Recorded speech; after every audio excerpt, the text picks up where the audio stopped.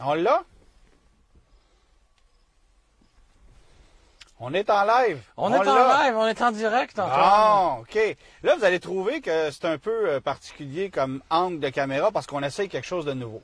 Alors, bonjour tout le monde. Bienvenue dans ce 19e live dans ma grosse brune. Comme on dit en latin, hein, c'est un work in progress. Oui, c'est ça. Ces vidéos-là. Donc, alors, on essaie aujourd'hui vraiment une nouvelle façon de travailler. On a placé des caméras différemment. Merci à Dominique Bourget et son équipe qui tentent de nous faciliter la vie dans notre formule parce que, oui, il y a des gens qui ont trouvé que ça sonnait bizarre, que c'était pas toujours parfait. Alors, on va essayer ça et devinez quoi? J'ai trouvé aujourd'hui, et là vous saurez me le dire, j'ai trouvé aujourd'hui la façon de ne pas avoir l'air d'un gars qui conduit un char en Angleterre. Hein? C'est pas ça, c'est bien. Ça, c'est du progrès. Hein? Fait que moi, je trouve ça parfait. Fait que confirmez-le moi, là, si jamais ça marche. Là, il y a Milia Jade qui me dit Acura TLX 2021. Oui, elle est dans ma cour, cette voiture-là. Alors, on va vous en parler un peu plus tard tantôt. Je suis allé la chercher pas plus tard qu'après-midi. Elle est arrivée chez les concessionnaires aujourd'hui. Ouais. Mais on va vous parler, évidemment, bien sûr, du guide de l'auto 2021. Qui sort aussi aujourd'hui en magasin. Je suis moi-même allé, c'est drôle parce que je faisais mon entrevue tantôt avec Benoît Dutrisac sur Cube et j'étais dans le stationnement chez Costco au téléphone en attendant de finir... Les joies de la technologie. Hein? En attendant de finir mon entrevue pour ensuite aller faire mes emplettes personnelles et regarder au passage si on avait mis le guide de l'auto sur les tablettes. Et effectivement, il y en avait une pile gigantesque. Alors, c'est disponible désormais pour ceux qui veulent se le procurer. Le voici, le voilà. Le guide de l'auto 2021. Avec le Ford Bronco, hein, en page couverture. Oui. C'est pas mal la vedette cette année. C'est pas mal la vedette cette année. Puis c'est drôle parce que moi, je suis mitigé entre... C'est quoi le véhicule de l'année, Antoine, cette année? Puis tout le monde va dire le Ford Bronco. Mais il y a le Toyota RAV4 Prime aussi, qui est un succès de son côté. C'est ça. Donc, il y a plusieurs véhicules quand même qui ont retenu l'attention. On sait que les VUS pleine grandeur aussi chez GM qui frappent un gros coup. Donc, c'est quoi la vedette dans tout ça? Je sais pas. Moi, je pense que le RAV4 Prime, c'est le véhicule, le véhicule de l'année pour le marché du Québec. Ouais. Encore faut-il qu'il soit disponible. Mais on s'entend, le Ford Bronco n'est pas encore arrivé. Et ça aussi, la disponibilité, j'ai le feeling que ça sera pas évident parce que les Américains vont accaparer l'inventaire. Alors, histoire à suivre. Mais oui, le Bronco fait partie des vedettes du Guide de l'Auto 2021. On peut en parler brièvement, là. On va commencer par mentionner l'excellent reportage de notre collègue Julien Amado sur la Manic GT. Donc, vous allez pouvoir dès demain, d'ailleurs, voir sur la plateforme Club Illico un reportage télé sur cette même voiture-là. Donc, les deux reportages sont reliés. Belle histoire sur l'histoire de la Manic GT. Il y a un reportage à Gabriel Gélina aussi sur la Ferrari que vous pouvez voir sur le guide de l'auto en ligne, sur le web et dans le livre. Une très belle collection de Ferrari du Québec. Hein? C'est ce qui est intéressant parce qu'on voit souvent là, des collections de gens à Los Angeles ou n'importe où en Europe. Et là, c'est quelqu'un de chez nous. Donc, franchement, c'est intéressant. Puis comme à chaque année, hein, il y a des matchs comparatifs, un match comparatif de VUS intermédiaire à 3 rangées et un match comparatif de véhicules de VUS, c'est-à-dire hybride rechargeable. Donc le fameux RAV4 Prime dont on parlait il y a quelques instants se retrouve dans ce match-là. Oui, et il gagne la partie. Ah, ben là, il gagne la partie. Vous pouvez acheter le livre quand même. C'est ça. Je vendrai pas toute le punch, là, mais si je vous dis que le RAV4 Prime est premier et que le Mitsubishi Outlander PHEV est troisième, ben devinez celui qui se trouve. Voilà. Hein? C'est pas. C'est pas un grand mystère. Ça va vous coûter 20 quelques dollars ou en fait 34,95 au maximum si vous voulez avoir la réponse officielle dans le guide de l'auto. Bon, évidemment, on a mis le même contenu qu'à l'habitude en ce qui concerne les véhicules. 704 pages en total. Franchement, exactement. Puis, il en manque pas une. Puis, tu sais, des prototypes, les véhicules de l'avenir, les meilleurs choix dans chacune des catégories. Je reviens aussi sur le fait qu'on propose des paiements de financement de location pour chaque véhicule disponible. Parce qu'il n'y a plus personne, ou enfin, c'est une très petite minorité de gens qui vont sortir tout d'un coup 30 ou 50 ou 75 000 $ pour se procurer un véhicule. Les gens, se magasinent, un véhicule, mais se magasinent surtout des paiements, autant à l'achat qu'en location. Donc, c'est un bel indicateur pour les consommateurs. Puis moi, je trouve ça le fun de voir, OK, c'est quoi le paiement pour un Nissan Kick, c'est quoi le paiement pour un Chevrolet Silverado, mais aussi, c'est quoi le paiement pour une Ferrari F8 Tributo. Oui, c'est une très belle curiosité. Il y a ça qui est cocasse aussi. On sait très bien que lorsque tu achètes une Ferrari, tu la payes généralement comptant, mais de convertir le montant total de la voiture en un paiement mensuel, c'est quand même assez cocasse. Alors oui, le guide de l'auto qui est disponible, comme je le disais, depuis aujourd'hui, partout chez vos libraires. Costco, Walmart sont les meilleurs vendeurs, mais évidemment, il y a plein d'autres endroits où vous pouvez l'acheter. Je l'ai vu chez Jean Coutu tantôt. Alors, comme quoi, on trouve de tout, même un ami, même un guide de l'auto. Oui, exactement. Et Jean Coutu t'en remercie. Voilà. Hein? Bon, Germain, tu veux nous parler d'abord de ta question quiz? Oui, la question quiz, parce que bon, les gens sont déjà avec nous. Ouais. Donc, c'est très simple. Quelle est la seule année depuis 1953 au cours de laquelle Chevrolet n'a pas produit de Corvette? Donc, on sait, la Corvette est produite depuis 1953. C'est une des rares voitures qui a été produite presque sans arrêt. Ouais. Mais il y a eu une année où Chevrolet n'en a pas assemblé. C'est laquelle? Écrivez ça dans les commentaires. Puis à la fin, on donne la réponse. Bon, super. Là, ce qu'on va faire, alors tous ceux qui sont sur la page actuellement du Guide de l'auto et qui émettez un commentaire, vous êtes éligibles au tirage d'un guide de l'auto. Alors, merci d'être là avec nous. Merci de nous suivre chaque semaine. On fera tirer ce guide de l'auto-là au hasard parmi tous ceux qui font un commentaire sur la page aujourd'hui. Ouais. C'est très apprécié. Votre présence est très appréciée. Alors, on va tirer ça au hasard et on entrera en contact avec vous pour vous acheminer le livre dans les plus brefs délais. On n'attendra pas que le 2022 sorte. Non. On va faire ça rapide. On va faire ça vite. Bon, super.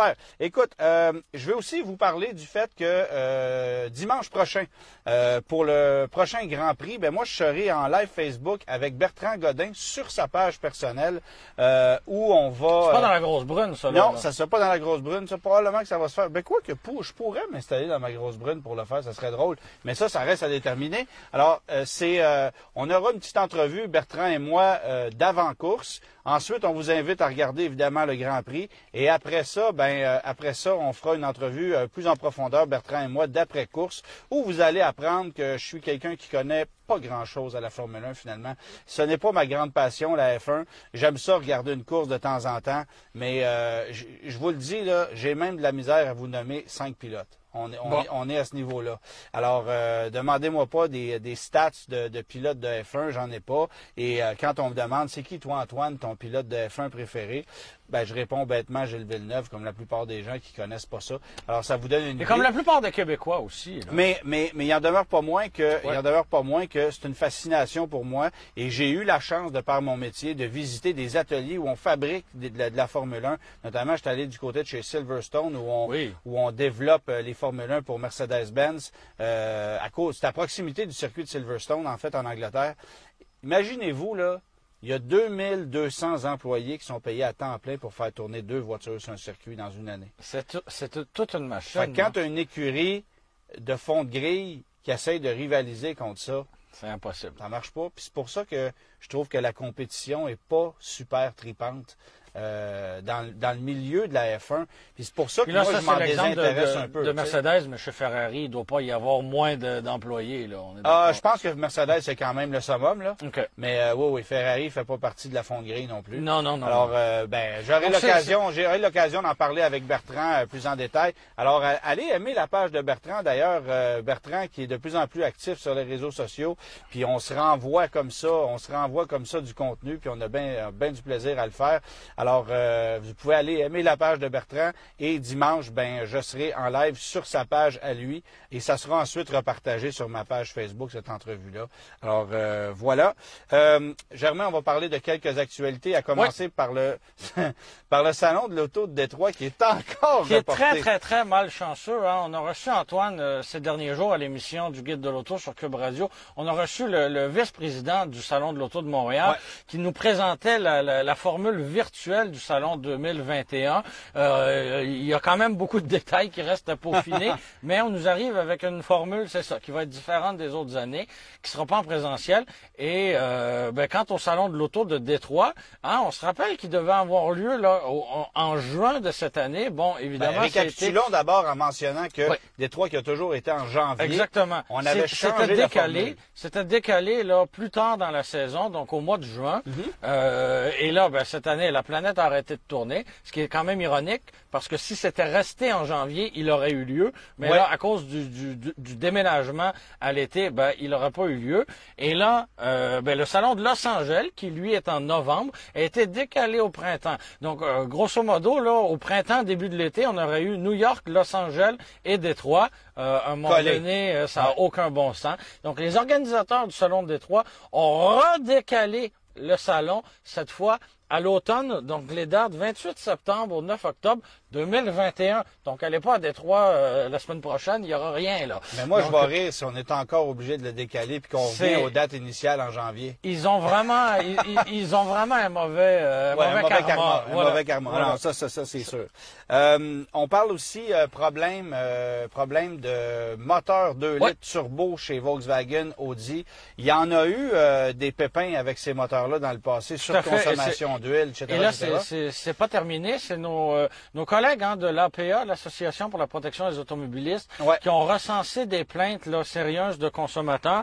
Et c'est un problème avec les motorisations turbo compressées. Donc, la soupape de décharge finit par s'user prématurément. On dit le Westgate. Oui, exact. Mais on salue la loi 101, donc la soupape de décharge. Et ça finit par user prématurément, finalement, tout le système de turbocompression. Donc, c'est assez malheureux. La bonne nouvelle, c'est que sous garantie, c'est remplacé. La mauvaise nouvelle, c'est qu'une fois que la garantie est échue, c'est payé de votre poche. L'APA mentionnait certains clients qui ont réussi à négocier avec Volkswagen Canada et avec le concessionnaire de leur région pour partager les frais, parce que c'est quand même pas parce que c'est pas normal finalement que ce type de bris-là arrive. Mais là, j'y vais avec la liste des modèles là rapidement. Il y a Normand qui nous demande si le Q5 à moteur 2 litres est touché. C'est ça. On y répond tout de suite. Donc Volkswagen Jetta, New Beetle et GTI 2009 à 2014, donc quand même des véhicules qui ont 10 ans, là. 2009 à 2014 à moteur 2 litres turbo. Ensuite, toujours chez Volkswagen Golf, Jetta et GTI 2015 et plus, là, donc jusqu'à aujourd'hui, équipés du moteur 1.4, 1.8 et 2 litres turbo. Et là, chez Audi, c'est Audi A3, A4 et Q5 à moteur 2 litres turbo aussi, 2009 à 2016. Donc, ça touche beaucoup de modèles, mais on parle pas d'un rappel là, pour l'heure. C'est vraiment juste une liste qui a été émise par l'APA. Puis, on dit pas si c'est un problème... si c'est des problèmes isolés, ce sont seulement que des lots de moteurs qui ont eu ces problèmes-là, mais il semble que ce soit tellement répandu que faut être inquiet de cette mécanique-là. La densité de plaintes que l'APA a reçue par rapport à ces modèles-là était bien plus forte là, que pour d'autres modèles. Donc, c'est pour ça qu'on a sorti cette note-là. Autrement dit, un 2 litres turbo, c'est un petit moteur bien agréable. Problème de surconsommation d'huile, problème de turbo, c'est ça. Hein? Et il y a des moteurs parmi cette liste-là qui n'étaient pas recommandés de rouler au super. Là. Donc, est-ce que ça peut avoir eu un effet? J'ose croire que oui. Il parlait de corrosion sur la soupape de décharge. Faut quand même le faire. Là. Quand tu dis que ça se désagrège littéralement, puis sur des véhicules qui parfois sont pas si vieux que ça. Donc c'est quand même assez surprenant. Oui, parce que c'est un moteur qu'on utilise partout, c'est ça le problème. Oui, parce que Golf, Jetta et GTI, oui, c'est 2015, mais aujourd'hui là, ça inclut des modèles flambant neufs. C'est ça. Donc c'est une mauvaise situation pour Volkswagen. Bon, je vais vous glisser quelques mots sur l'Acura TLX que je conduis depuis ce matin, en fait, que je suis allé chercher, parce qu'Acura se relance dans le monde de l'automobile avec cette voiture-là, qui est plus grosse, hein, qui a plus de caractère esthétique, qui a un museau beaucoup plus long. Ça fait un peu Jaguar sous certains angles, mais on est... Bon, évidemment, la voiture qu'on m'a prêtée, vous la voyez pas physiquement. On m'a prêté un modèle Platinum Elite, qui est le modèle le plus luxueux de la gamme Acura. Qui est probablement pas celui qui va se vendre le plus. D'après moi, là, on parle de... C'est beau si c'est 5% de la clientèle. Oui. Parce que non seulement c'est un modèle qui est plus cher que la moyenne, puis dans ce segment-là, c'est pas nécessairement toujours grave que ce soit un véhicule plus cher ou bon. Mais le problème, c'est que au niveau caractère et au niveau esthétique, c'est tellement sobre. Là. Oui. C'est tellement sobre, puis je suis poli par rapport à la version E-Spec qui, elle, va rafler.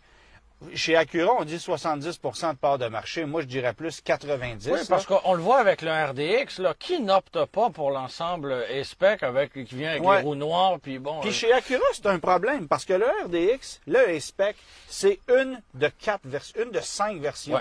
Ouais. Alors que ça représente la très grande majorité des ventes. Pourquoi Acura ne propose pas différentes déclinaisons de la version E-Spec qui, elle, a un look beaucoup plus dynamique, qui a une approche plus dynamique, une approche qui est faite pour aller rivaliser avec la damnée concurrence allemande qui continue de dominer le marché.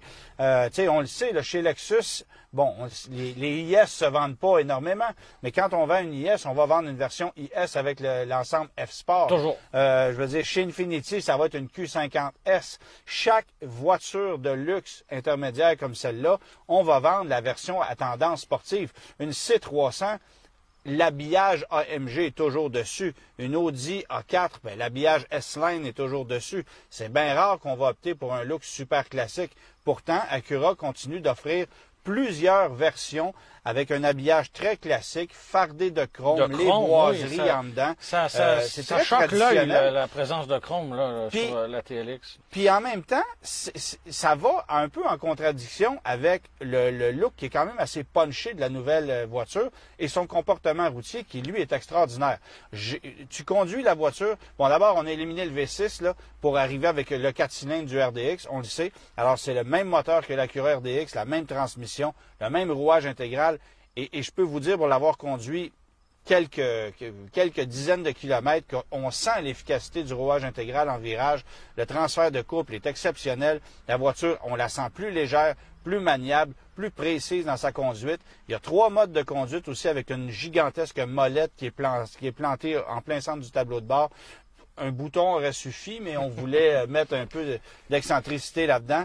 Alors, quand on place ça en mode sport, la voiture se raffermit beaucoup. Mais si vous mettez ça en mode confort, je parlais il n'y a pas longtemps de la Lincoln qui a un effet de rebond, là. Oui. Ben, on est presque là. On est presque là. Autant la voiture, il conserve sa précision de conduite, autant elle t'offre une conduite qui est très wattée. Alors, je trouve que pour ça, on a réussi le travail. Mais l'approche est très traditionnelle. Et j'ai bien peur qu'Acura, si on continue de mettre des énergies sur ce genre d'approche esthétique-là, en plus, la couleur que j'ai là, vous la voyez pas, là, mais allez voir sur le site d'Acura ou sur ma page Facebook un peu plus tard, parce que je vais partager la photo. C'est pas noir, c'est pas gris, c'est pas mauve, il y a un peu de mélange de tout ça. Bref, tu n'es pas capable de dire de quelle couleur il s'agit, mais ça manque sérieusement de punch par rapport à une version A-Spec qui, elle, est vraiment réussie. Et vous n'êtes pas obligé de la prendre en rouge. Là. Évidemment que la couleur de lancement, c'est le rouge pour la TLX A-Spec, mais c'est sûr que c'est une voiture qui punch pas mal plus.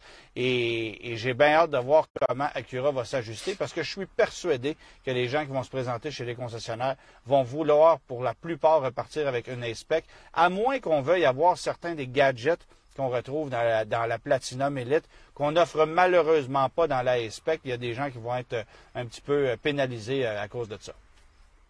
Voilà. Hein? J'ai hâte de la conduire aussi, parce que c'est un véhicule, tu sais, ben, parce que c'est un peu c'est la dernière chance, hein, un peu, parce que... J'aime pas ça dire ça, hein, sauf qu'on dit ça à chaque fois qu'il y a une nouvelle voiture qui est lancée cette année. Oui, mais les berlines Cadillac, c'était ça aussi, là. Mais la réalité, c'est que, là, on essaie de relancer la berline de luxe comme ça, mais on pourra pas collectionner les échecs, là. Ben, Lincoln a lancé l'éponge. On sait. Cadillac essaie avec la CT5. Et je pense, honnêtement, que cette voiture-là est une belle rivale à la Cadillac CT5. Ouais. Bien sûr, j'ai pas essayé la CT5 en version 4 cylindres parce que à 237 chevaux pour la CT5 4 cylindres, c'est assez décevant comme mécanique. Notre collègue Marc Lachapelle, lui, il l'avait essayé et il avait pas mâché ses mots. Il avait été franchement déçu. Là. Ben, par rapport à une TLX comme ça, qui technologiquement est 10 ans en avant, je pense qu'on se pose pas la question. Maintenant, j'ai hâte de voir la TLX type S avec 355 chevaux. Ouais.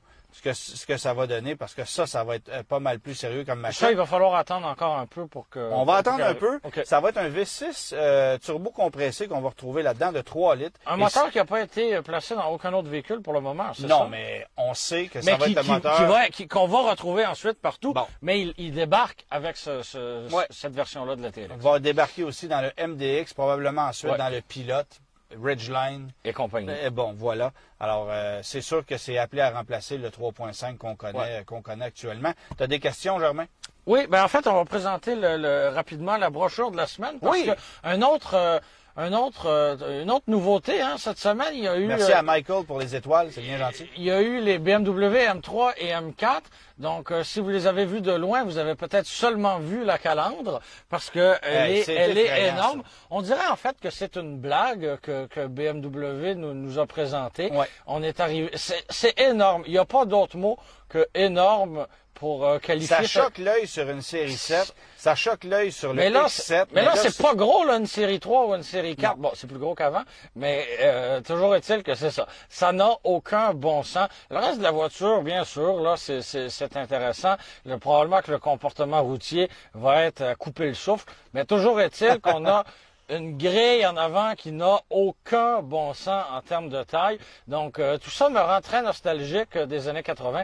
Et c'est pour ça que j'ai sorti cette semaine... La 633 CSI, qui est une super voiture. Voilà. Qui avait effectivement, là, je te laisse le montrer aux gens, une grille, là, séparée en deux à l'avant, mais de manière proportionnée. Tu sais, ce n'est pas disproportionné. Donc, ça, ce sont des voitures qui gagnent en valeur. C'est une magnifique voiture, d'ailleurs. Tout à fait. Donc, en voyant les M3 et M4 dévoilés cette semaine, ben j'ai pas le choix d'être nostalgique de cette époque qu'on ne reverra plus jamais. Puis on parlait ici, bon, tu as la fiche technique qui est séparée, c'est intéressant. C'était une voiture qui était à contre-courant pour son époque. C'était pas super puissant, c'était 181 chevaux. Non, mais si on se replace à l'époque, c'était correct aussi. Et moi, j'ai souvenir, pour ceux qui ont aimé Lancer Compte, que Marc Gagnon conduisait une 633 CSI dans la seconde saison de Lancer Compte. Dans la première saison, il conduisait une Ferrari 328. Oui, c'était un peu plus punché, là. Bon. Et dans la troisième saison, parce que c'était commandité par Ford, il conduisait une Thunderbird. J'adorais ça. Voilà. C'était absolument génial. Et Suzy Lambert conduisait une Probe. Tout le monde avait une Ford dans cette série-là. Fait que c'était un petit peu comique, mais ça changeait de la Ferrari de Marc Gagnon. Un peu quand même. Bon. Question? Oui. J'ai reçu une question. Je vais te laisser lire le texte parce que il y a parfois des gens qui m'envoient des questions, puis je suis devant mon ordinateur, puis je fais...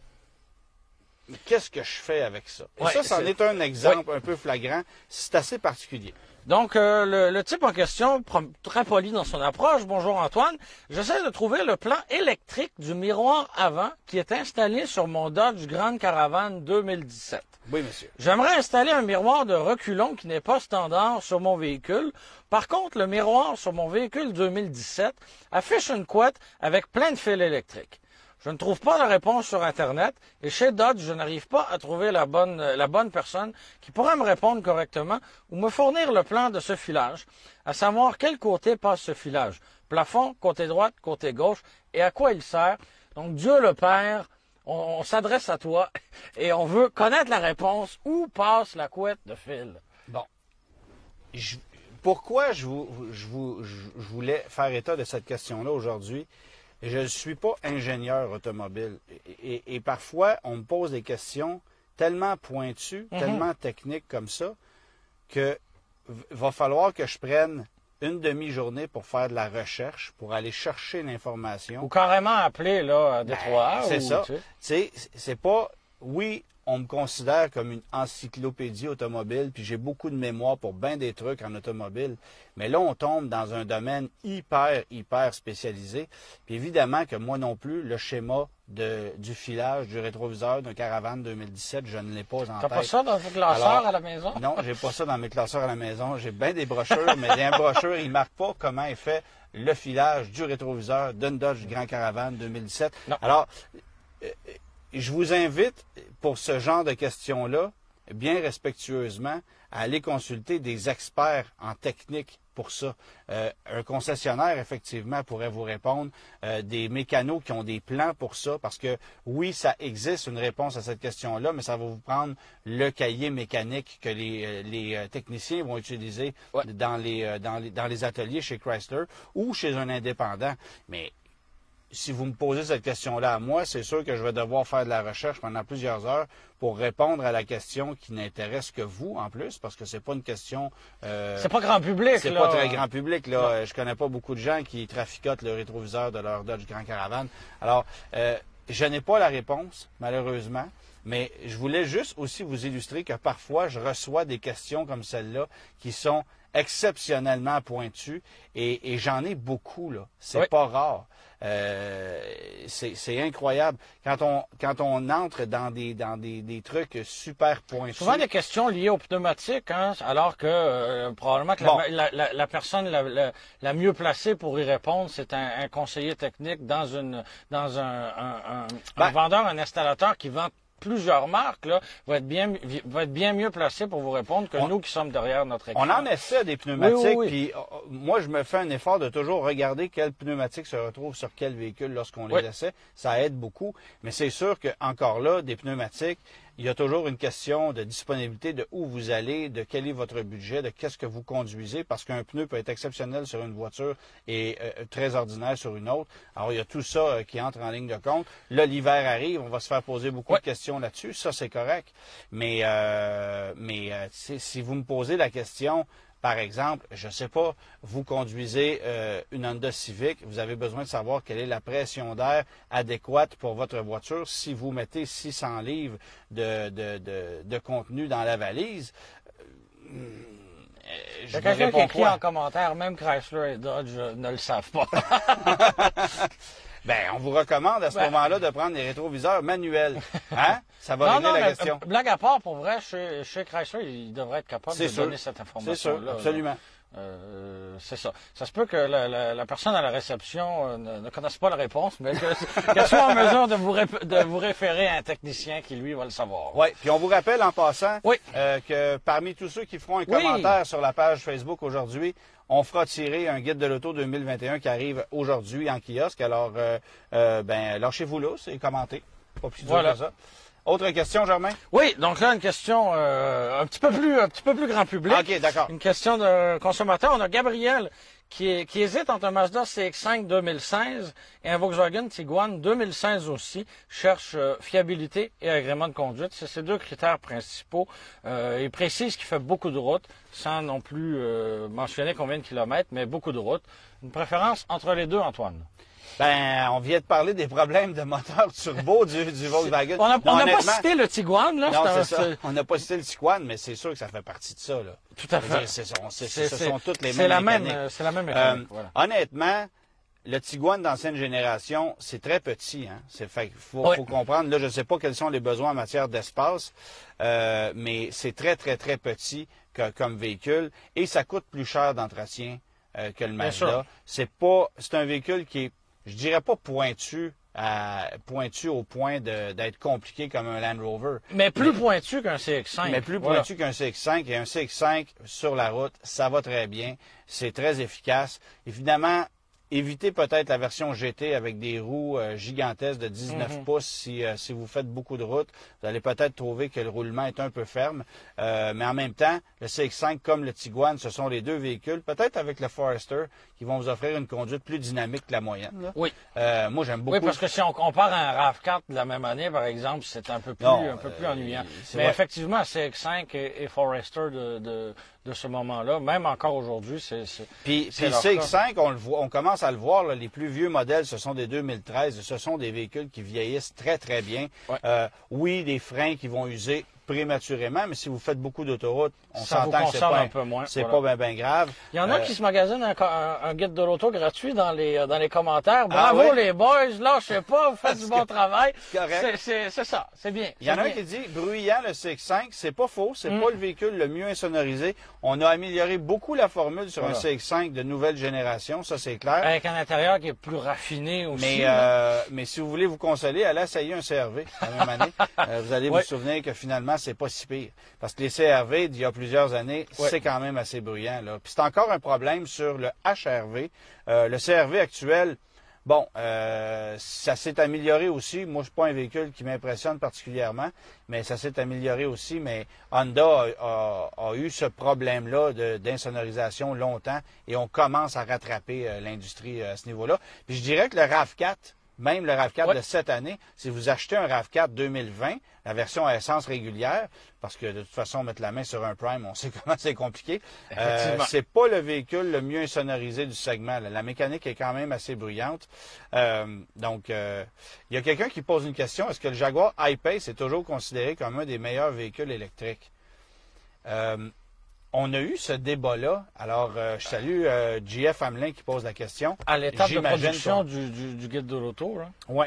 On a eu un beau débat lorsqu'on a parlé des prix qu'on remettait pour le guide de l'auto, à savoir, est-ce que le I-Pace, qui avait impressionné beaucoup notre collègue Marc Lachapelle, doit être placé comme un des meilleurs véhicules électriques de son segment?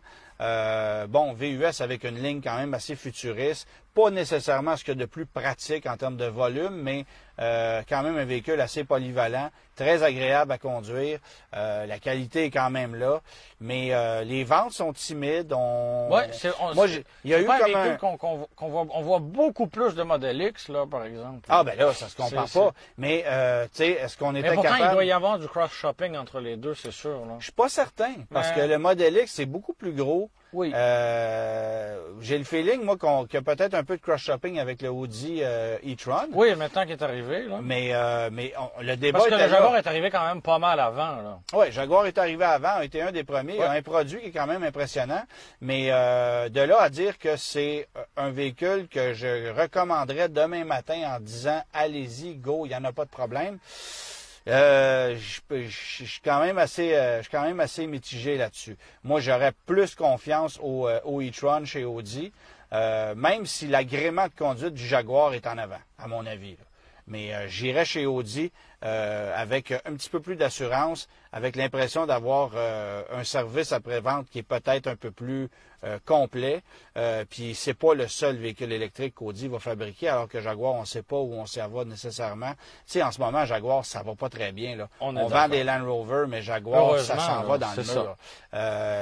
Tous les modèles au niveau des ventes, c'est en chute libre. La Jaguar XE, je pense qu'on en a vendu, les chiffres sont dans le guide de l'auto d'ailleurs, mais je pense qu'on en a vendu à peine 50 l'année passée. Jaguar, on a éliminé la grosse berline, la XJ, donc la berline XF, merci. La XF est rendue la plus grosse berline chez Jaguar. La XE, ça se vend au compte-gouttes. Le F-Pace, les ventes sont à chute libre. Le E-Pace, ça n'a jamais décollé. Et là, il y a le I-Pace qui est la version électrique. Bref, ça va mal, hein? C'est ça. Mais au moins, on a Land Rover pour se défendre. Et ça, chez Land Rover, ça va quand même assez bien. On vend du stock. Puis le nouveau Defender, lui, va connaître un beau succès. Ça, c'est certain. Absolument. Absolument. Question suivante. On a Danny qui se demande, quand est-il avantageux de racheter son véhicule à la fin de la location? Donc, on a un véhicule 3 ou 4 ans. Quand est-ce que c'est une bonne idée de racheter ce véhicule-là à la fin? Racheter un véhicule D'abord, il faut comprendre une chose. Quand on rachète un véhicule de location, il y a des frais de rachat, qui sont payables. Des fois, le concessionnaire va se garder une petite partie. D'autres fois, c'est des frais qui vont s'en aller directement chez le constructeur. Je viens de faire un changement, un transfert de bail pour une amie. Ça lui a coûté 575 $ chez Chevrolet pour un transfert de bail. Merci Daniel pour les étoiles, très apprécié. Alors, il y a des frais pour le transfert. Alors, faut les considérer. Faut aussi calculer le coût total du véhicule à la fin. C'est-à-dire, combien ça a coûté en paiement de location, parce que normalement, la valeur résiduelle plus les paiements de location devrait arriver... Ça devrait totaliser la valeur du véhicule lorsqu'il était neuf. Voilà, sauf que le taux d'intérêt qu'on a eu sur une location était-il trop élevé par rapport à celui du financement? Et le problème, c'est que s'il faut financer le montant de rachat à la fin, c'est là qu'il y a un problème qui embarque, parce que c'est rare qu'on va financer... Ce ne sont pas les mêmes taux, là. Ben non, là, vous allez financer ça comme un véhicule d'occasion à un taux standard, 5, 6, 7 ce qui devient moins alléchant. Mais évidemment, si vous avez loué une voiture et que vous avez fait l'erreur de louer en n'utilisant pas tout le kilométrage auquel vous aviez droit, par exemple, vous avez loué une voiture pour 4 ans ou 80 000 km et vous avez roulé seulement 40 000 km, bien là, évidemment, en redonnant les clés au concessionnaire, vous lui donnez une équité de 40 000 km. Donc, c'est lui qui se met de l'argent dans les poches. Il ne vous redonnera pas les sous pour la différence. Mais lui, il va revendre la voiture beaucoup plus chère parce qu'elle a la moitié du kilométrage auquel vous aviez droit. Donc, à ce moment-là... il faut faire ce petit calcul-là. Il faut faire ce calcul-là. Encore là, ça dépend des véhicules. Alors, moi, la formule que je dis à tout le monde, avant de racheter votre véhicule, si votre valeur résiduelle est, par exemple, sur un Civic après 5 ans est à 10 000 ben allez voir combien se vend une Civic équivalent à la vôtre sur des plateformes comme Kijiji, comme Auto Hebdo. Ça va vous donner une idée. Vous pouvez enlever 3 000 à ce montant-là et vous devriez arriver à peu près à votre valeur résiduelle. Parce qu'un concessionnaire va toujours prendre, par exemple, la Civic qui aurait une valeur résiduelle de 10 000, lui va la prendre, va la remettre en condition, entre guillemets. Des fois, on n'a pas besoin de faire grand-chose. Et va la mettre sur le lot à 12 000, 13 000 voire même 14 000. Puis voilà, vous allez vous rendre compte que finalement, racheter votre voiture, ça vaut la peine. Évidemment, si votre valeur résiduelle est de 10 000, vous allez faire 10 000 plus taxes. Oui, on est à 11 500. Et là, c'est toujours les taxes à ajouter. Puis parce que vous n'allez pas payer les taxes sur la valeur de rachat dans votre location. Seulement sur la valeur, sur la portion que vous avez louée de cette voiture-là. Et évidemment, si vous financez le montant, puis que là, le 11 500 devient 13 500 à cause du taux d'intérêt, ben, on est un peu plus à la limite. Par contre, je dis toujours la même chose. Si vous avez l'intention d'acheter une voiture d'occasion, c'est la meilleure voiture usagée que vous pouvez acheter. Parce que surtout si vous avez été satisfait, parce que c'est ça, c'est la voiture que vous connaissez le mieux. C'est vous qui la conduisez à tous les jours. C'est ça. Fait qu'il n'y a pas de surprise. Il n'y a personne qui a reculé le kilométrage dessus. Vous savez à quoi vous en tenir. Vous avez aussi... Vous savez qu'est-ce qui va avoir à réparer aussi. Là. Vous connaissez ses défauts comme ses points forts. Mais étudiez le marché, parce que selon le véhicule, il y a des véhicules avec une dépréciation qui est encore plus forte que la valeur résiduelle et des fois, ça vaut tout simplement pas la peine. Maintenant, si votre idée, c'est d'étirer la voiture jusqu'à sa mort, encore là, ça peut être une bonne avenue parce que c'est un véhicule d'occasion que vous connaissez. Alors, il y a le kilométrage qui entre en ligne de compte. Généralement, si vous avez utilisé tout le kilométrage auquel vous aviez droit, ça devient peut-être un peu moins alléchant sur le plan financier. Parce que là, il n'y a pas nécessairement d'avantage par rapport à racheter un véhicule neuf que là, vous achèteriez plutôt que de louer. Parce que si votre intention, c'est d'étirer le véhicule que vous vous procurez, bien, pourquoi ne pas le financer dès le départ? Tout à fait. Mais encore là, il y a différentes façons de voir les choses là-dedans. Alors, il y a des gens qui aiment mieux louer, pas avoir de tracas, savoir qu'ils ont une dette partielle sur un véhicule. Il y a différentes écoles de pensée. Moi, je vais préférer financer sur un terme raisonnable que de louer sur un trop long terme, ça c'est sûr. Une location sur un terme de plus de 4 ans, j'en ai fait mention tout récemment. J'y crois pas du tout. Mais pour racheter sa location après, tout est une question de valeur résiduelle, de la façon de payer le véhicule aussi. Ouais. Petite pause dans les questions du public. Il y a quelqu'un qui nous demande comment trouvez-vous le Sorento, parce que ça a été dévoilé aussi cette semaine. Il avait été dévoilé là, en primeur mondiale un peu plus tôt cet hiver. Et là, en version nord-américaine. On arrive avec une version hybride qui va arriver en fin d'année l'année prochaine et une version hybride rechargeable aussi avec, on nous avait mentionné 29 miles, donc un peu plus que 50 km, près 60 km. Là, un peu moins. 29 000, c'est carrément 50 km. Là. 50 km, bon. Voilà, donc 2 versions à 4 roues motrices, même si c'est hybride et hybride rechargeable, parce que aux États-Unis, ils auront pas ça tout de suite. Donc, pour le Canada, ils savent que le rouage intégral, c'est très important. Ouais. Donc, c'est pour ça qu'on va l'avoir un petit peu plus tard.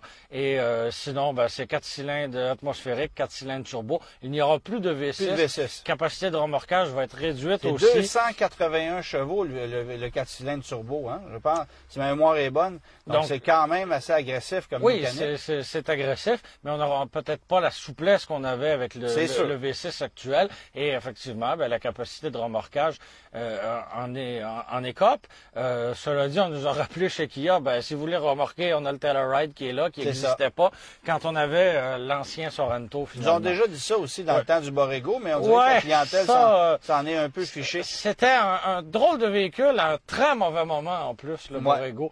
Donc, il y a quelqu'un qui me posait la question, est-ce que tu parles du Chevrolet Tahoe que tu as essayé cette semaine? C'est vrai, tu as conduit ça ces derniers jours aussi. En fait, tu venais d'en prendre possession la semaine passée quand on a fait l'enregistrement en direct, mais là, tu peux nous en parler un peu. Bon, j'ai conduit les deux versions avec le moteur 5.3, avec le 6.2. J'ai conduit un Z71 avec le moteur 5.3 qui est très beau, là. Qui a un sacré look, mais qui a consommé plus que le moteur 6,2 litres dans une version iCountry. Et comment t'expliques ça? En raison Parce qu'il est plus haut? En raison de la suspension, en raison de son aérodynamisme, en raison des pneumatiques qui sont plus agressifs. Aérodynamisme là d'un bac de recyclage, là, on s'entend. Non, on s'entend, l'impact est quand même assez gros, mais le 6,2 litres sur l'autoroute, ça dort. Oui, ça dort. Avec des activations des cylindres. On roule à du 11 litres au 100 et des poussières. Bon, évidemment, là, la façon de les conduire a été un petit peu différente, mais le 5.3 litres, c'est un moteur à point. Il n'y a rien à dire. Ce sont deux mécaniques exceptionnelles. J'aime le fait qu'on va amener aussi le diesel, puis je reviens en fait encore sur le fait que malheureusement, le diesel, qui fait 460 livres de couple, 277 chevaux, 6 cylindres en ligne qu'on retrouve dans le Silverado Sierra. Ce moteur-là va être disponible sur l'ensemble des versions du Tahoe, sauf le Z71, ce qui n'a aucun sens, parce que les 4x4, on veut avoir un diesel, c'est-à-dire les véhicules qui sont conçus pour leur route, on veut avoir le diesel dedans. On peut bénéficier du couple supplémentaire que ces moteurs-là ont à offrir et dans des conditions de conduite hors route, c'est exceptionnel. Alors, c'est un non-sens là de la part de GM. Il va falloir corriger ça. Là. Puis on explique bêtement la question par le fait que le moteur ou la technologie diesel n'entre pas dans le Z71, parce que vous allez remarquer que le pare-choc avant et l'entrée du sous-bassement n'est pas faite pareil pour faciliter les angles d'attaque. Il va falloir qu'on trouve un moyen que ça fonctionne. C'est sûr. C'est une raison trop simple pour ne pas l'offrir dans cette version-là. Puis moi, je veux dire, j'ai été très impressionné par le confort, la qualité de construction. Bon, certaines affaires au niveau finition, on a encore des plastiques de vieille génération. On a une instrumentation qui est très standard. Même pour un véhicule de 100 000 $. Sauf que faut pas oublier une chose, on est dans un Chevrolet Tahoe. Alors, il y a aussi le Yukon, il y a aussi l'Escalade, il y a aussi les Denali de ce monde, bon, etc. Alors, chaque version va se démarquer de différentes façons, mais on a fait un sacré beau boulot, beaucoup plus d'espace à l'arrière, plus de dégagement, les planchers sont plus bas, on a une suspension indépendante, on a une suspension pneumatique réglable aux 4 roues, optionnel toujours, parce que même sur la version iCountry de 80 000 $, on en rajoute des options. D'ailleurs, le iCountry que j'ai conduit avait un PDSF de 92 000 $. Et là, on n'est pas chez GMC, puis on est encore moins chez Cadillac. C'est ça. C'est ça qui est fascinant. Fait que c'est quand même beaucoup de sous pour ce genre de véhicule-là, mais ça va être très convoité. Les gens vont adorer ça. Je trouve qu'on a vraiment travaillé très bien pour le développement de ces véhicules-là. Mais j'ai hâte de voir comment on va s'ajuster avec l'arrivée, évidemment, des Wagoneer, Grand Wagoneer, qui vont offrir des technologies hybrides. Là, GM, même si on a un véhicule super convaincant, puis qui, à mon avis, est supérieur à ce que Ford et Lincoln proposent, là, j'ai hâte de voir parce qu'on a quand même des mécaniques et une approche très conservatrice. Même si le marché se situe là, même si GM pense avoir la vérité absolue parce qu'on domine complètement Ford 67... dans ce segment-là, parce que avec l'expédition puis même le Lincoln Navigator, on propose des moteurs à 6 cylindres, oui, turbo compressé, mais toujours est-il que c'est pas ce que les gens cherchent dans ce segment-là. Les moteurs EcoBoost chez Ford font le travail. Oui. Je pense pas que le problème est là. Mais c'est pas ce que le consommateur de ce type de véhicule-là recherche. Non, c'est ça. Voilà. Puis évidemment, GM possède pour l'instant 67 de part de marché aux États-Unis. Ouais. Nissan et Toyota, on les compte même pas, là. C'est Ford qui est le principal concurrent. Mais là, avec Chrysler qui va arriver avec son Wagoneer, Grand Wagoneer. Ça va être intéressant de suivre cette là, cette c'est course-là. clair, parce que c'est sûr que ça va être un véhicule aussi massif, aussi imposant. Je suis persuadé, moi, que le comportement va être exceptionnel. On va dire, on utilise le châssis du Ram de nouvelle génération. Alors, je pense pas que ça va être un véhicule qui va être décevant au chapitre du comportement puis des capacités, mais on va voir comment GM va s'adapter avec ça. On s'en vient avec des VUS électriques, mais si on s'en vient avec des VUS électriques à 125 000 c'est ça. Sauver la planète en camion à la fois, qu'il disait. c'est ça. Bon, OK, on reprend les questions. Il en reste une dernière de Jimmy qui cherche à remplacer son Chevrolet Orlando qu'il a beaucoup apprécié. Il se demande ce que tu aurais à lui recommander comme véhicule de remplacement. Il y a pas... ce segment-là est mort. Là. Ce segment-là est mort, mais en même temps, de plus en plus, on chevauche dans une catégorie. Tu sais, moi, je regarde, par exemple, le Volkswagen Tiguan. Oui. OK? Le Volkswagen Tiguan, on est loin du Tiguan qu'on nous vendait dans le passé, là. Le Tiguan est en quelque sorte une fourgonnette endimanchée avec des portes arrière qui sont gigantesques, beaucoup plus grandes que celles d'en avant, avec une accessibilité à l'arrière qui est très facile, qui est un véhicule tout aussi polyvalent que le Chevrolet Orlando. Alors pour l'espace et pour la polyvalence de l'Orlando, peut-être qu'un véhicule comme le Tiguan peut faire le travail. Est-ce que ça serait un choix personnel? Non, j'aime pas le Tiguan, j'aime pas son rendement mécanique, mais pour ceux qui cherchent retrouver un véhicule compact, là, entre guillemets, mais qui loge énormément. Ouais. Sinon, il y a encore des aubaines intéressantes à faire si vous allez chercher des restants, par exemple, d'un Kia Sorento à moteur 4 cylindres. Mais vous allez tomber dans un VUS, c'est sûr, vous en sortirez pas. Il y en a plus de ce qu'on appelait les monospaces, là. Ouais. Alors, c'est fini cette catégorie de véhicules-là ici en Amérique du Nord. En allant dans l'usager pas trop vieux, il y a moyen de trouver aussi des Kia Rondo, là, qui étaient assez spacieuses en gardant un petit format, là. Oui, sauf que l'Orlando, c'est pas si vieux que ça non plus. Non. On monte pas super loin. Non, mais aller chercher, mettons, un Rondo de deuxième génération, là. Oui, c'est ça. Les derniers rondeaux à moteur 4 cylindres. Mais ça m'avait déçu aussi parce que je trouvais que c'était sous-motorisé. Les rondeaux avaient des moteurs 2 litres, puis on avait mis le mauvais moteur là-dedans. Moi, j'aurais mis le 2.4 litres qui aurait été plus adéquat, plus performant, moins gourmand certainement, parce que le 2 litres dans un rondeau, ça forçait là, pas mal. C'est le moteur de base de la Forte, mais dans un véhicule à vocation familiale. Fait que ça avait un peu ses limites aussi. Et c'est pour ça que la première génération a proposé un V6, mais là, après ça, tout ça, c'est perdu. Tout ça, c'est perdu. Puis moi, ça m'avait fait rire parce que lorsqu'on a lancé le Orlando, c'était l'époque où les réseaux sociaux commençaient à être un peu populaires. Puis là, on voyait les premiers influenceurs arriver sur le marché et on avait envoyé des influenceurs du côté de la Floride avec les Chevrolet Orlando pour prendre la route depuis Orlando et s'en revenir vers Montréal. Alors que le véhicule n'était pas vendu aux États-Unis. Oui, ce qui était assez ironique, quand même. Ça a été un flop monumental. On l'a offert à peine 2 ans sur le marché. Il n'y a que le Canada qui l'offrait. Puis c'est parti aussi vite que c'est arrivé. Ça a vraiment pas connu de succès. Si je me trompe pas, il y avait eu du placement de produits dans l'émission Les Parents, qui était à Radio-Canada. C'était le véhicule de la famille, un Chevrolet Orlando. C'est probablement la seule fois où ce véhicule-là a été utilisé à la télévision. Ça me dit absolument rien, mais je te crois sur parole. Dernière question, Germain. C'était la dernière. C'était la dernière question. Bon, il y en a une certainement qui traîne. Oui. Il y en a un qui me dit, il y a ma mère qui aime le sien. OK. OK, fait qu'il y en a qui l'ont acheté. Voilà. Mais là, je vois pas de questions passer, vite, mais on peut en improviser. Les gens font toutes, les gens passent toutes des... Il y en a un qui me dit, le Mazda CX-9 peut être une belle alternative. C'est rendu gros, là, aussi. C'est ça, cher là. aussi. Ouais, c'est ça. Tu sais, si on voulait rester peut-être dans le budget de l'Orlando, c'est peut-être pas optimal. T'en as une? Oui, parce qu'il y a Claude qui dit, les gars, avez-vous essayé la Sentra à transmission manuelle? Ça, c'est Claude Seulement la Lamoureux. version CVT en ce qui me concerne. Oui, même chose pour moi. Lorsqu'on est allé au lancement, on nous a fait conduire que les boîtes automatiques. Je n'ai pas conduit la version à boîte manuelle.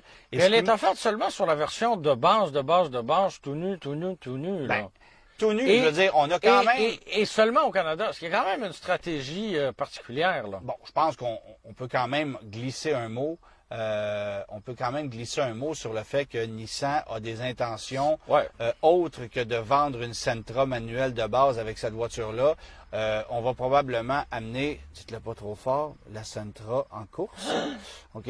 Et c'est pour ça qu'on offre une boîte manuelle sur le marché canadien. Maintenant, parce que c'est pas offert aux États-Unis, sauf que la version de base de la Sentra à boîte manuelle n'offre pas l'Apple CarPlay Android Auto, n'offre pas... Il y a quelques accessoires comme ça qu'on n'a pas là. Tiens, en 2020, c'est pas mal la base. Moi, j'ai un ami qui vient de s'en acheter une de base complètement de base. Non, à boîte manuelle. Ouais. Donc, j'ai très hâte de la revoir. Ah bon? Mais surtout de conduire son auto. parce que moi, en discutant avec les gens de chez Nissan, je leur ai dit, pourquoi vous offrez uniquement une boîte manuelle dans une version de base? Parce qu'en ce qui me concerne, la personne qui veut acheter une voiture à boîte manuelle, c'est pas parce qu'elle veut économiser. C'est souvent parce qu'elle aime conduire une boîte manuelle. Donc, cette personne-là elle a droit à certaines commodités. Non, mais cette personne-là aime l'automobile déjà plus que la moyenne. Donc, pourquoi ne pas lui offrir un ensemble d'équipements qui est honnête, sans nécessairement aller dans ce qu'il y a de plus luxueux, mais d'offrir, par exemple, une version... du 21e siècle. Mais une version SR à boîte manuelle aurait, à mon avis, plus de sens qu'une version de base. Dans la version de... On comprend que c'est facile d'offrir un prix d'entrée de gamme puis d'afficher un prix d'entrée de gamme moins cher avec une boîte manuelle. Et ça, c'est une autre stupidité de l'industrie, si vous voulez mon avis, parce que, je vous l'annonce en primeur, ça coûte beaucoup plus cher aujourd'hui fabriquer une voiture à boîte manuelle qu'à boîte automatique, là. C'est-à-dire, parce que le volume de production est plus petit. Ben, le volume de production est symbolique par rapport à l'automatique. Et la boîte automatique ou la boîte CVT qu'on met dans une Nissan Sentra, ça coûte rien.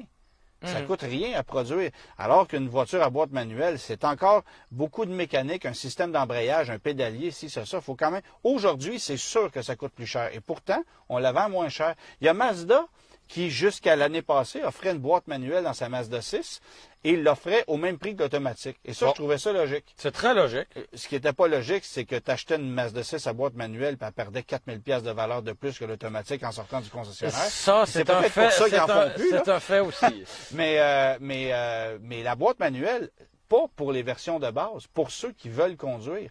Et bravo à Nissan de l'offrir. On sait un peu pourquoi. Mais je pense qu'on a des petits plans en arrière de la tête pour la Sentra à boîte manuelle.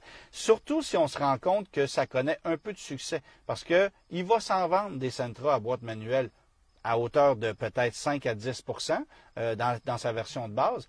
Mais si on amène une deuxième version qui, elle, a une tendance sportive, là. Sans que ce soit sportif. On peut le mettre en guillemets, là. Bon, j'ai peut-être l'impression qu'on pourrait aller flirter avec le 15-20 de vente en boîte manuelle, ce qui est à peu près les chiffres de Honda avec la Civic actuellement.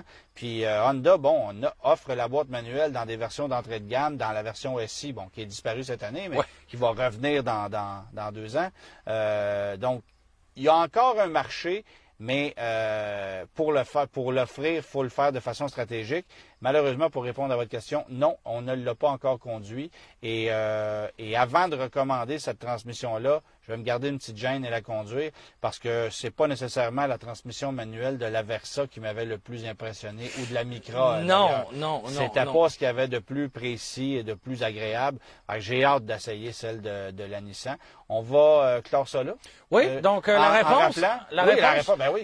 On l'a vu passer mille fois. Les gens étaient nombreux à l'écrire. décrire. Ouais. En 1983, donc entre la troisième et la quatrième génération de la Corvette, il y a eu un petit vide, puis c'est en 83 que ça s'est passé. Il y a eu quelques prototypes qui ont existé. En fait, il y a un prototype. Mais il y en a eu quelques-uns, mais il n'en reste qu'un. Il y a eu des prototypes, un véhicule de production construit comme modèle 83. Il y en existe un, mais qui n'a jamais été vendu. Voilà. Et qui est exposé au musée Corvette du Bowling côté de Bowling Green. Une voiture qui a failli passer un dans mauvais quart d'heure, oui, dans, parce que... dans le trou, le fameux trou dont a été victime le musée. Ouais. Un effondrement, là, tout simplement. Oui, c'est ça. Alors, la voiture a failli être perte totale, mais elle s'en est Ce qui aurait sauvée. été dommage pour un véhicule unique. Là. Puis d'ailleurs, si vous voulez lire une histoire intéressante sur la Corvette 1983, allez lire le guide de l'auto 1983. La voiture est en page couverture. Et ça avait fait tout un tollé à l'époque parce que General Motors la avait voiture n'avait pas été dévoilée à ce moment-là. Donc, si je me rappelle bien, elle avait été présentée finalement publiquement la première fois sur la couverture du guide de l'auto. Exactement. Et c'est un livre francophone qui avait présenté la quatrième génération de la Corvette. Les gens de GM n'avaient pas apprécié. Comme on dit, c'était tout un stunt. Oui, exactement. Alors, je vous rappelle qu'on fait tirer aujourd'hui un guide de l'auto pour ceux qui ne le gagneront pas, et vous serez plusieurs à qui ça va arriver, je vous le dis.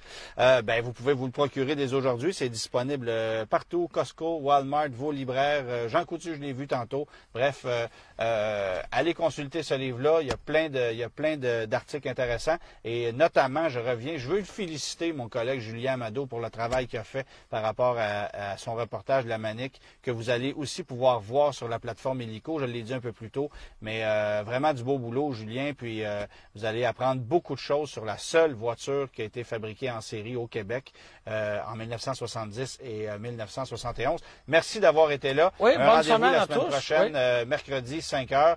Et merci à Dominique Bourget qui nous a aidés avec le setup. Il y avait un peu trop de fil pour nous autres. Oui, c'est ça. Il va falloir apprendre à être technicien télévisuel. Ouais. Et ça, j'ai peut-être du talent en automobile, mais là-dedans, c'est une autre affaire. On a une semaine pour développer ça. Merci. Bye-bye tout le monde. Bye-bye. Bon.